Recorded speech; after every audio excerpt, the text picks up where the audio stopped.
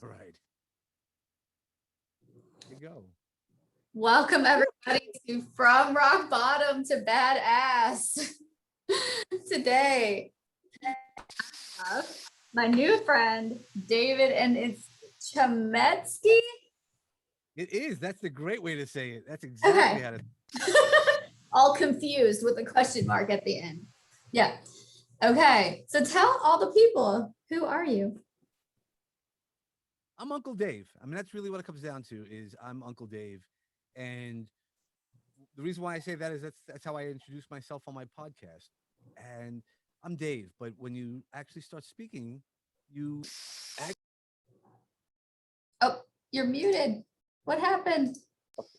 Oh, There we go. there you are. So I'm Uncle Dave, and really, that's how I introduce everybody. But you always have that one person in your life where you go, "Hey, I need somebody to talk to." That uncle, aunt, that person who's going to help you bury that dead body, but also probably to move the location of a bag that you have no idea what the contents are. Let's be really honest. There you go. But but really, so that's what it is. What I always try to do is work on that safe space, and when we're able to build that safe space, we're able to then keep working. And having that safe space is really important in all of us. That's what one of the things that helps us grow, rise, and resilience is one of the things I talk about all the time. Cool. So we have already established that you identify with having like a rebirth story and a recovery journey of some sort. Can you tell everybody about that? Can you see it? Can you say that again? The audio cut off for a second. You identify with having a rebirth story or a recovery journey. Sure. Right? Yeah, I'm a phoenix. For this podcast. Yeah. So tell everybody, what do you think rebirth is and what is recovery? Yeah, so I'm a phoenix. So I always identify that I'm a phoenix. And what that means, if anybody doesn't know the story of the phoenix, is that we all have rebirth, and we rise and we find resilience, no matter what. It doesn't go green light or sunny days every day in our life. And some sunny days, some rainy days are not that great. And some rainy days really just plain suck. And depending on how we learn from through those things is how we build our rise and resilience. So, it really is being a rock star, no matter what you've done and how you've overcome the challenges that you've overcome. Yeah, I say that too, that I'm a rock star in my own right, maybe not on the stage with the guitar, but like in my life, I get to be that way with that same kind of, rebellious attitude. I get to do what I want. Can you talk about what you've been through?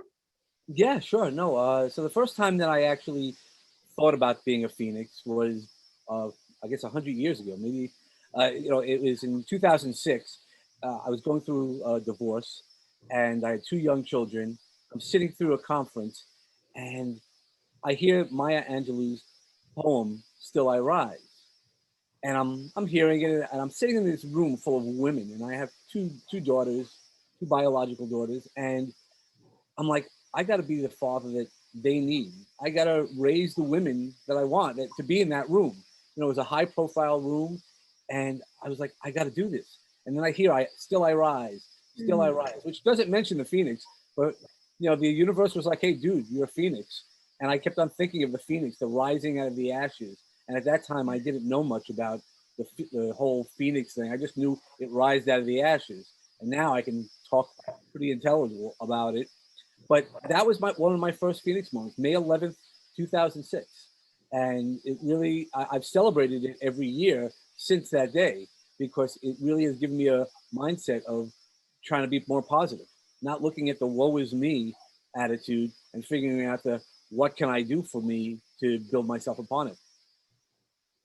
Oh yeah. And I have a lot of dates like that mean a whole lot to me too. And I love, just how much you identify with the phoenix kind of character. Actually, my husband and I both have these phoenix stories, and then we ended up naming our son Phoenix. Oh, awesome. That terminology means a lot to me. And I guess I want to talk about now, like how all these things that you've been through, like how did it affect you? Well, each one affects us differently, and that's the level up piece. So that first Phoenix day definitely got me to think more positive, and I learned a little bit, and I didn't necessarily trust the universe about the law of attraction, about doing more positive things, thinking more positively, and I got through some really good things. I you know, got through a lot of great things, got through some more challenging things, and then we sometimes still, if we don't do the work, we then don't, you know, it falls apart. And that's what happened to me for a year and a half ago. Even though I knew all these great techniques to heal people and things like that, guess what? If you don't use it, it's like the gym membership. I always use that as a reference. How many people have a gym membership and don't use it? And Right. they're expected to lose weight. Well, that's not going to happen. The same thing with our internal resources. So if you don't meditate, if you don't try to take care of yourself, all the crap of life is really going to build up upon ourselves. And by doing that, that's great, but you still need to reset. You still need to figure out yourself and figure out ways to manage appropriately the stresses of life, because life is always going to happen, right? We're going to have a rainy day in the middle of our sunny days. And how do we operate that? So about a year and a half ago, I tried to hurt myself to the point, even though I had all the resources, I was a life coach. I've helped thousands of people through lots of different events, people with PTSD, veterans, but I wasn't using it for myself. And that's where I use that reference of the gym membership. Yeah. Once I was able to join the gym again and figure out what happened to me, and during that instance, what happened to me, just a kind of a snap, and we all have that at some point, but how we then rebound. And for me, my rebound came when somebody started calling me a mental case. And after my attempt, they knew about my attempt. They're kind of pushing me back into maybe making another attempt or to make me feel worse, which at that point, I don't know was really possible. It was, but I then was like, nope. You know, I was upset. It hurt. It still hurts a little bit, but I know how to overcome. And that's what I did. At that moment, when I decided to overcome, I decided to then go, let's go dive deep into those ashes and let's rebuild this Phoenix, this version of Phoenix is awesome. And don't let it happen again. And don't put yourself into a position where you don't use your resources. Don't look for resources or don't use the resources. Yeah, 100%. And I really just want to say thank you, I think, for being so open about being in that dark place before and having an attempt. And because that's such a big part of my story is, that I was in a really dark place of self-hate and suicidal ideation and just not wanting to live anymore. And I don't think that it's talked about enough that is really common. So many people go through this. Like, I've had some of the closest people to me, family members, friends in my life, tell me that they have been in these places and then go, I've never told anybody that before in my life. And I'm like, I had no idea you were going through that during that time. Oh, I almost killed myself. And it's like, really? Like, people that you would have never thought. It's really very common to get to a place where you feel like that. But yet we feel like we must hide it. Yeah, statistically, and I talk about this all the time. So when I was going through the actual act of hurting myself, and I won't go into details about how, because I don't want anybody to use my idea. And I don't think anybody should use any idea, let's be really honest. But I was told, it's not your time yet, and that you need to talk about mental health, and we need to work on that mental health piece. And the great thing about it, and maybe it's not so great, 89% of people who attempt suicide are not successful. It's just statistically. So 11% are successful. That means there's a lot of people who have tried it and maybe not told people. I mean, I've read stories about people who have used pills and then woke up the next morning and were hoping to not wake up and didn't. And that wasn't my situation. But It's all these things that we then don't talk about it because we have all these things, even in life. Oh, you're so crazy. You're so this. That's why I love when you say badass. Badass is completely different than crazy. And crazy is a negative connotation. Crazy isn't like, let's go crazy and have fun. If we're talking about that, it's talking about something that's really a mental illness. And there's ways around it. And I've dealt with people who have had some of those issues. I'm not a therapist. but I've learned some techniques. And if they need therapy, I know therapists. That's the greatest thing, is when you're able to talk about these things. I feel so much freer being able to talk about these things. Me too. And I really feel like it's not so much, yes, 100%, like we can classify things like these as mental illnesses, but what I'm realizing more and more is this is just like part of the human condition, like junctures that we get to in life when we're in a really dark place or when things are going really bad. Like, I think it's so much more common to just get to a space like that, and so much easier. A perfectly healthy, perfectly mentally healthy person can easily shift into a place like that under the right circumstances or under the wrong circumstances, right? Like, me, when life is going great, doesn't go to that place at all. But then you put the right conditions of some shitty circumstances around me, and I can go there pretty quick. And what I've learned is it's just a natural thing that the brain does. We're constantly looking for a solution to get out of our pain. And that's like one of the solutions, right? So it's like just a process that our brain goes through when we're in a place where we feel stuck and trapped in our pain. Yeah, no, definitely. And it's one of those things where, and that's why I say to you, you have to use your resources all the time. So if you want to have a great looking body, you can't just go to the gym once a day. You have to kind of keep a pattern, right? I guess you could go to once a day would be great, but you can't go once a week or once a month to expect the body that you might want. Mm-hmm. You have to do it all the time. And the same thing with our mental health. We can't just go, okay, at one moment. So when I put myself into therapy or back into therapy, my therapist is like, you work so hard. How do you do that? And I go, well, I obviously sit across from a therapist. I know some resources. I know my resources, but I also work outside of the therapist's office. I don't just go, it's not just about talking, because if you're only talking about things, then you're not living it. And that's what the change in pattern is. That's what makes you a badass, is by doing the stuff that you do. It's not, badasses just don't do it once in a while. So even if we talk about it, you have to live it. You have to, I call it fully integration. You have to fully integrate it into your being until it becomes part of you. Like, it's so natural, just like breathing air. Yep, it's a mindset. That's why I say I'm a phoenix. That's why I say I'm a phoenix, because once you keep thinking about always looking at those opportunities for growth. Now, while you're in the ashes, you might not be able to make as many great decisions. But the idea is to work through the ashes and know that the ashes will eventually turn you back into flying so you can soar and rise. Yeah, 100%, man. Can you talk about, so while we're in the ashes, right? Can you talk about those things that helped you survive in the moments, in the experience? What got you the toughest seconds? Yeah, sure. No, of course. So really, one of the things I do is just breathe. The easiest thing to do is just make sure we breathe, right? We start off by listening to our breaths. And one of the things I do is, and I've come up with this since, is the words earth and heart are the same letters, just rearranged differently. Oh, that's cute. Yep. And so what I do is I'm creating a shirt line that says there's always an R in your heart. So always think of something positive with R, just because there is an R in your heart. Fact, the way we spell heart. But so for me, it's rise, resilience, recalibration. So even with your husband, we don't always communicate the same way. We might need to say the same things. We all want a clean house. We want our children to behave, but how we go about doing it might be differently, right? Mm-hmm. Like that book, Men are from Mars and women are from men are from Venus, women are from whatever.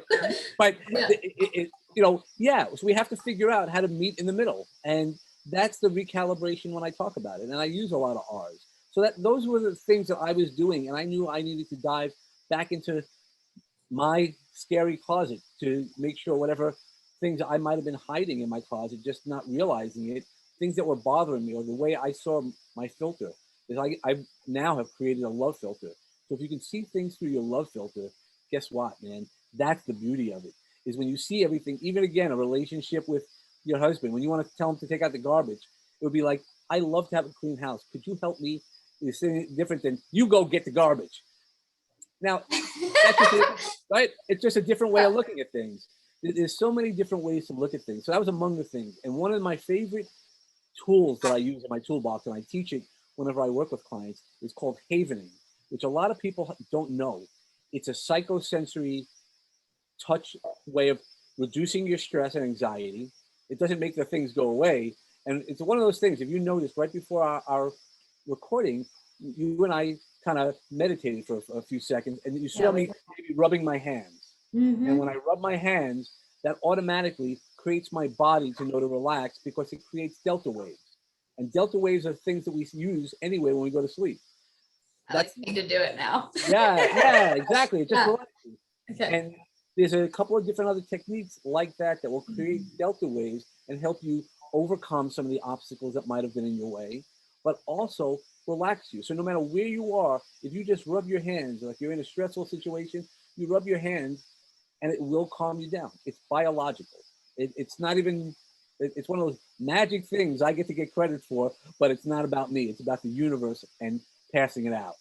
Yeah, 100%. I love, I listen to like meditations that have like different waves and hertz frequencies, like neural beats and all these things to change my brain into a different state if I want to do a different thing, right? I love, I love being able to have power over changing, you know, my brain. And that I didn't know though that self-connection like that actually created the delta waves. I know that skin contact, like love, you know, sending yourself love is a good thing. I'm all about self and self-worth.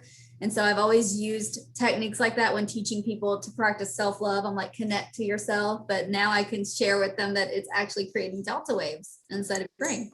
Yeah, well, I saw you on the video starting to rub your arm. So there's 3 techniques, part of that havening technique. It's the rubbing your hands. So it's like washing your hands. And we've just gone through a great experience on washing our hands, which we should have been doing anyway. That's just something different. But also, if you rub your arms, exactly like you were showing me just now. And then also, if you rub your face, it's sort of like washing your face. But if you rub your forehead, it'll all create delta waves. That's why I was once on a plane and there was a baby crying. And I showed a mom.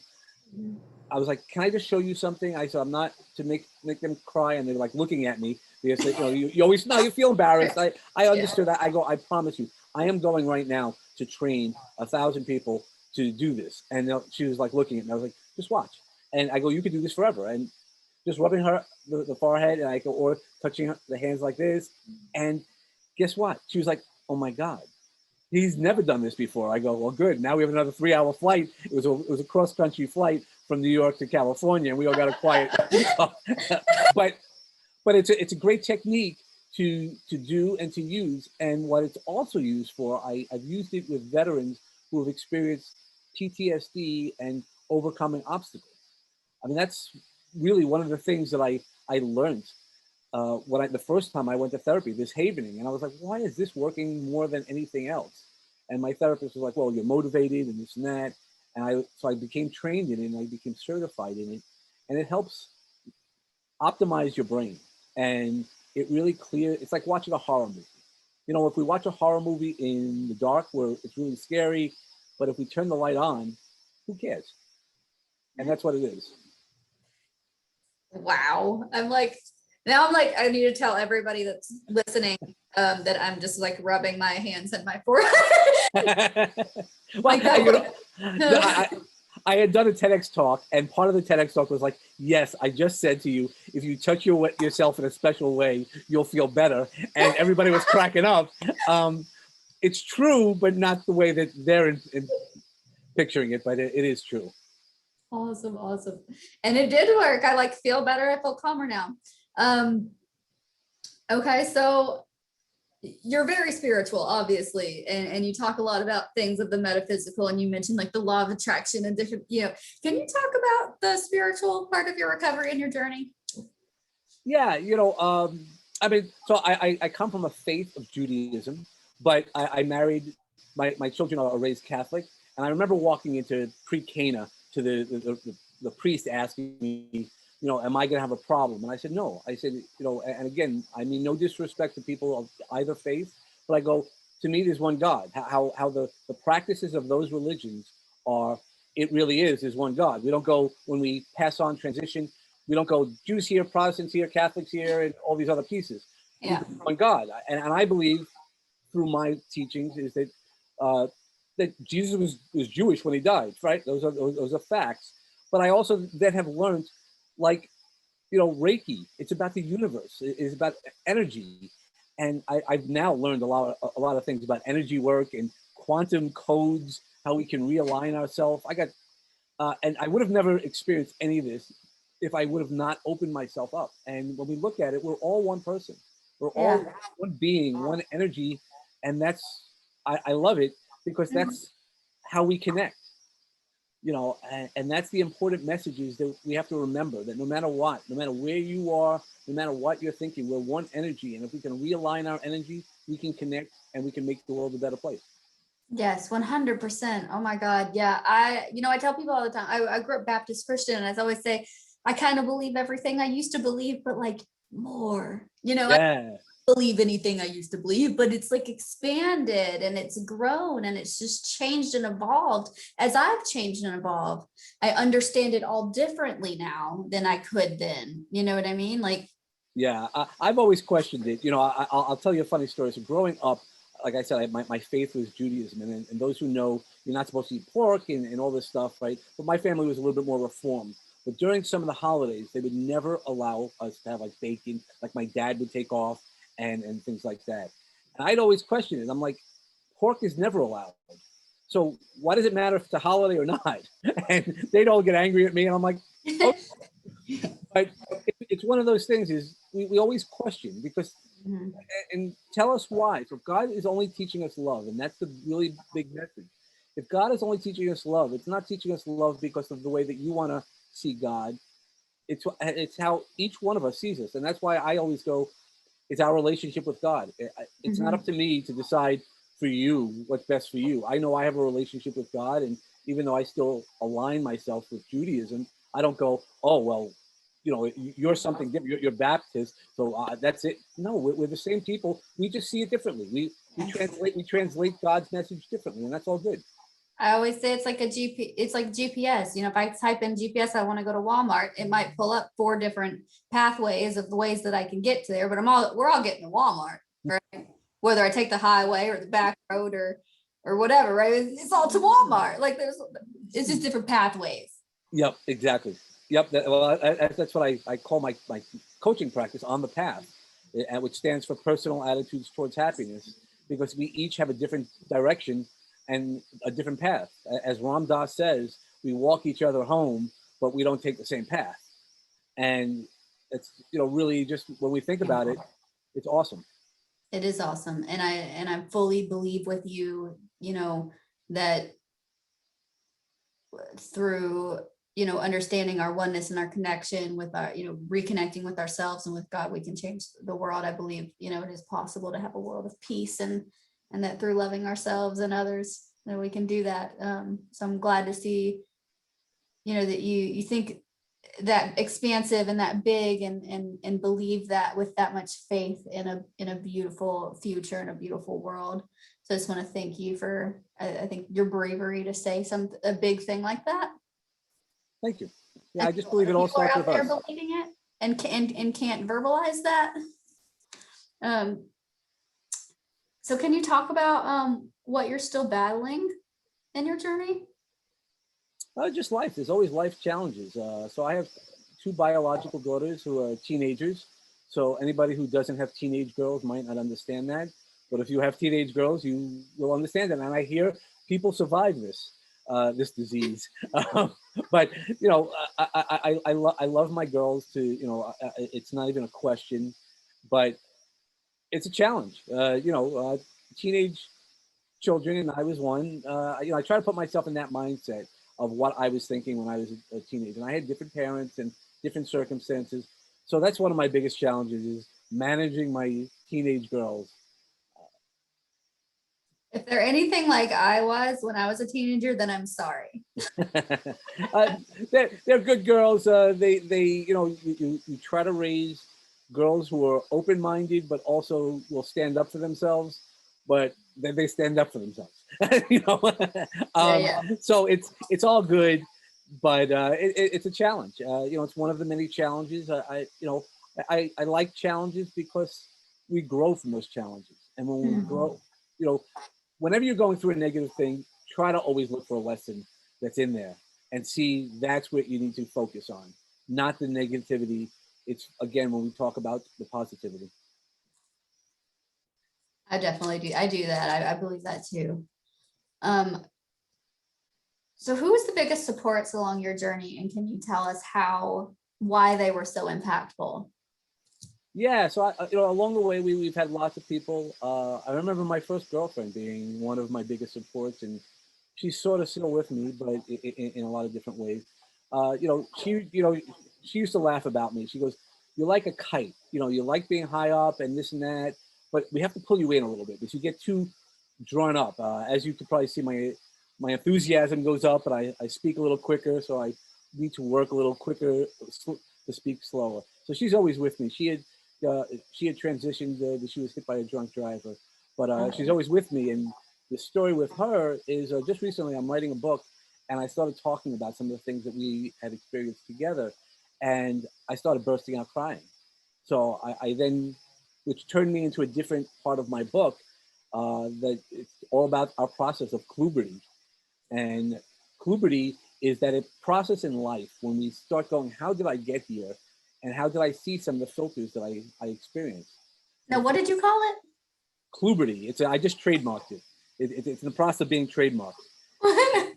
It's kluberty. It's like puberty. Puberty wasn't as much fun for us all to go through, but we got through it. And the same thing with kluberty. Kluberty is that point in life when you sit back and hear about it and go, how did I get here? I'm a good person. Well, most of us are really good people. Nobody tries to hurt anybody else. But how did I get through all this ashes, or we can use a lot of different other words, Mhm. but you know, how did I get here? And how can I not keep going through these ashes or different ashes because I want to level up? It's like that video game. You know, when you play a video game, you get to that level and then you get to that next level. You never can go back to that first level. And that's what you want to do in life, is always level up. You want to fly and soar as much as you can. And that was where Kluberty came in. So, so that person was one of my first role models. And I've had role models all along, depending on this. I've had, besides being into my mentoring programs, so I've had lots of mentors who've given me advice and things like that to do that. But I've also had, close to 30 years in corporate America. So I've had different people come into my life, and people used to laugh at me by that I collect people, that I know people. And that's one of the great connections that I feel that I have. And that's why I'm starting this kind of foundation. It's called Goons for Good. Because as you hear, I have that New York accent. And Goons for Good is, hey, I know a guy. And, I know a person. Because if you want to go help and volunteer, which is what I do, is I know somebody. So if you want to help out animals, I know a bunch of animal shelters that might need some assistance, or obviously we all need financial assistance. So there's a lot of different pieces. And then really over the past couple of years, one of my father-in-laws has really become one of my biggest heroes. I don't speak to him as much anymore, but really just the way he's gone through. Is he a perfect guy? No. But it's because of that, he's worked through it and he shows his passion. Showing his passion was huge. And the idea is to find your role models, find that they're human. That's why on my podcast, I don't only look for big names. I want to look at real people who've gone through stuff and succeeded, and that's who really is. We can hear about all the great stories. And the reason why most of those people are great stories is because they've succeeded and got more visibility. But there's a lot of us who are in the also rans, but who also have amazing stories that need more light. Like I have a man who lost his eyesight at 35, and through the power of positivity, eventually has gotten it back slowly and not fully. He's still deemed, but it's just an incredible story. And how do you do that? I mean, at 35, he was a proofreader, and then he lost his eyesight. Not only did he go through all those challenges, and people, it's not so easy. You lose your eyesight, and you think that might be, easy to overcome because we have all these things. But then there's different policies. How did he get his cane to help him sight? And that it wasn't an easy story for him. There's so many different stories in all of our lives And Yeah. that's why I say we're all together and we need to connect and find more each other, more about each other. Yeah, 100%. And this platform, this podcast, you know, I have friends, you know, just in recovery that have been on. I've had just like normal everyday people that come on and tell their stories. And then I've got people that are authors and podcast creators and coaches and healers and, you know, all across the board. And you know, what connects us all is that we all have these things that we have to overcome. And I think it just levels the playing field and makes us all realize we're all going through shit. You know, we all have stories, we all have tough things. We're all overcomers. That's it. You know, being in recovery, I was a recovery coach for a couple of years as well. So anybody who goes through recovery is a warrior. I mean, they're really a rock star going through it. And I understand the challenge of that. And that's what it is. It's all our stories. And we should be celebrated. And everybody should celebrate their wins every week. And that's why I like to be in some, you know, mastermind groups and things like that, because you need to celebrate your wins. And your win could just be, hey, I showed up this morning. You know, I remember one of my first clients coming in, talking to me, and I said, you are successful today. Because they were talking about a lot of negativity. I said, no, you're successful today. Yeah. And they looked at me and they go, how? I go, you showed up right here. You made a commitment. You showed up right here and you're looking to better yourself. That's all I care about. I don't care what we talk about. I don't care what we do. You are successful today. And it changed their day. Yeah. So we need to do that ourselves, you know, not only to hear it from other people, but every morning wake up and say, hey, I'm successful. And why did I become successful? Definitely. I believe in the power of thinking positively and especially about the self, right? Can you speak about what are your favorite quotes and sayings and mantras, mottos? Do you have favorite prayers or any kind of things like that that you kind of have utilized over and over again to get you through tough moments? So one of the things I really love is Ho'oponopono. And a lot of people have never heard of that. It's a Hawaiian prayer that also talks about healing within ourselves. And it's very simple. It's, please forgive me. What is it? Hold on. Yeah, it's, please forgive me. I'm sorry. Please forgive me. Thank you. I love you. But the real trick to that, and I'm going to say it one more time. I'm sorry. Please forgive me. Thank you. I love you. And the real trick to it is you're talking to yourself. You're talking to that inner self, that inner mind, that subconscious person, because we're healing ourselves. And then statistically speaking, anybody could research Ho'oponopono, and they'll see that it heals the world as well. But it all starts within ourselves. So that's definitely one of those things that I really love. I also love the John F. Kennedy quote, a rising tide lifts all boats. Yeah, we could say it's the moon and everything like that, but when we all rise together, we are leveling up. So by building communities, when I talk on the podcast about, I want people to be part of my clan or part of my tribe. That doesn't mean we have to all follow everything and do everything together, but it's that safe space. I think we need more safe space in the world. And once we have safe spaces, guess what? That's where we can learn, and that's where we get to communicate and connect. I agree. Okay, so let's say there's a guy going through a rebirth scenario exactly like yours, a younger version of you. Speak. What, and you could tell him one thing to change his life, what would it be? Get through it, man. It really is. It's the forest and the trees idea. Let's step away from the trees and let's see the forest. Let's find out how many resources you have, how we can allocate your resources. And it might not be so smooth at the beginning, but how do you get through it? Is just by doing it. One step, and I don't care if it's a baby step to baby step eventually becomes large strides. And then if you decide you want to run, you can run. And then while you're running, make sure that you don't go back to the ashes where you're at. And that's the part, is acknowledge yourself. Listen to your body. Get attuned with your body. Know where your stresses lie and how to do it. And if you keep doing it every day, you're going to come from a person who was laying in the ashes to somebody who's able to run or at least walk fast. David, where are you going from here? I have no idea where I'm going from here, but I know I do some professional speaking, so I'm looking to expand that.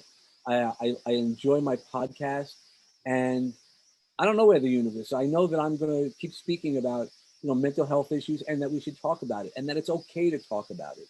And if I do that and help a couple of people along the way, there's a saying. So you asked me about a saying. There's a saying that they used in Schindler's List that also came from the Talmud, which is a Jewish writing. If you save one person in the world, you save the world. So I'm hoping that I've changed one life in the world besides mine. And if I've done that, then that, because Muhammad Ali also says the price we pay for living on this planet is to do good work. And that's why I do a lot of charity work. That's why I have the Goons for Good and try to connect the people, the good people, all the good people in the world doing good stuff, whatever they like.